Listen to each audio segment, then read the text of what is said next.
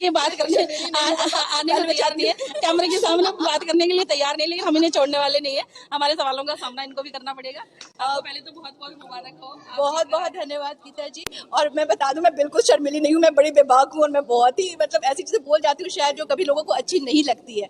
तो बस यही सारी चीज़ें हैं, बाकी सवाल आपके जवाब हमारे। आप बताइए। आप जीत कर आई हैं और सदस्य से जीती हैं, आगे और क्या प्लानिंग रहेगी आप? देखिए कोर्ट के प्रति एक्चुअली जो हमारा चुनाव था वो सुप्रीम कोर्ट बार एसोसिएशन का चुनाव था और उसमें मैंने मेंबर के लिए कंटेस्ट करा था और सबके सहयोग से मैं चुनी गई हूँ। जहाँ तक एक्सपेक्टेशन है लोगों के काफ़ी हाई हैं, क्योंकि कोविड की वजह से एक साल तक कोर्ट में काम ढंग से हो नहीं सका। आपको पता है कि वर्चुअल हियरिंग चली है, फिजिकल कोर्ट्स नहीं शुरू हुए हैं। तो अभी जो पहला हम लेके चल रहे हैं वो फिजिकल हियरिंग के लिए कि फिजिकल हियरिंग शुरू हो। जो जूनियर मेंबर्स हैं, यंगर मेंबर्स हैं, उनको जो कठिनाइयों का सामना करना पड़ा है वो सब चीज़ें ख़त्म हो और वो वापस से कोर्ट में आके अपना काम शुरू कर सके। उसके अलावा हम वैक्सीनेशन का शुरू कर रहे हैं, जिसमें 60+ as per the government guideline हम शुरू कर रहे हैं। तो वो शायद हम 16 से शुरू करेंगे।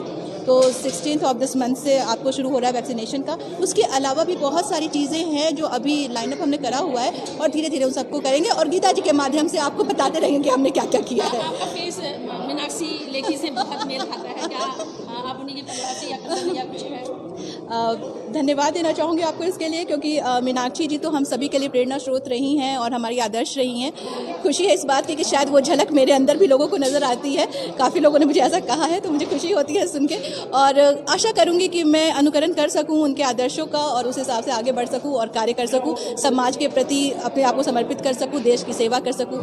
महिलाएँ किसी से भी कम नहीं हैं, वो अबला ख़त्म हो गया, सबला शुरू हो चुका है। तो अब ये बात अगर देखा जाए, और सबसे बड़ी बात मैं कहूँगी हमारे जो माननीय प्रधानमंत्री नरेंद्र मोदी जी हैं, उनका मैं कोटि कोटि धन्यवाद देना चाहूँगी। आज उनकी वजह से, चाहे वो आपको आर्मी हो, थल सेना हो, कहीं भी आप देखिए महिलाओं को जहाँ रिजर्वेशन नहीं था या महिलाओं को जहाँ जगह नहीं मिल रही थी, उन सब जगह पे आप महिलाओं को आज कार्यरत देख सकते हैं। तो ये अपने आप में बहुत बड़ी उपलब्धि है। और इतना ही नहीं, महिलाओं ने भी ये दिखाया है कि अगर आपने हमारे ऊपर भरोसा किया है, विश्वास किया है, तो हम वहाँ पे आपके खड़े उतरेंगे, हम उस चीज़ पे। तो ये सारी चीज़ें देखते हुए मैं कहूँगी कि अंतर्राष्ट्रीय महिला दिवस जो है वो अपने आप में ये संदेश दे रहा है कि अब महिलाएं वो नहीं है जिन पे आप सोचते हो कि हम अत्याचार करके बच जाएंगे। लेकिन साथ ही साथ एक चेतावनी, शायद मेरी ये शब्द खराब लगे, मैंने शुरू में ही कहा कि मैं बड़ी बेबाक हूँ और जो होता है मुँह पे बोलती हूँ। तो कुछ महिलाएं जो हमारे कानून का मिसयूज़ करती हैं, उनके लिए भी मैं संदेश देना चाहूँगी कि अब ऐसा नहीं है। इवन सुप्रीम कोर्ट भी आपको बहुत स्ट्रिक्ट हो गया है, चीज़ों को बहुत अच्छे से परखता है। अगर आप गलत करेंगी तो आपको भी सज़ा मिलेगी।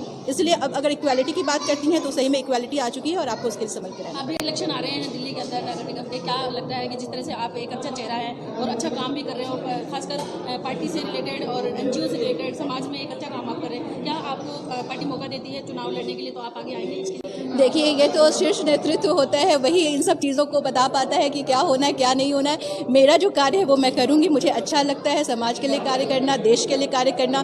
तो मुझसे जो भी बन सकेगा, मैं जो भी कर सकती हूँ वो मैं सब करूँगी।